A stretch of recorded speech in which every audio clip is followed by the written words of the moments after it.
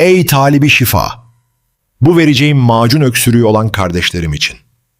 Tarifi not alın ve kış boyu tüketin.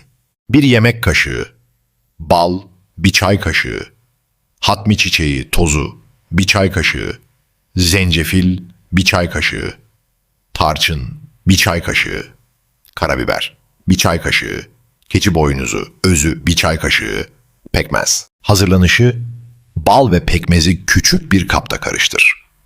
Hatmi çiçeği, zencefil ve tarçını ekle. Karabiberi ilave et.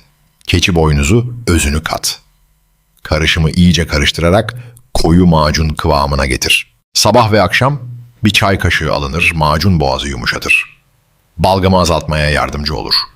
Öksürüğü hafifletir, göğsü rahatlatır.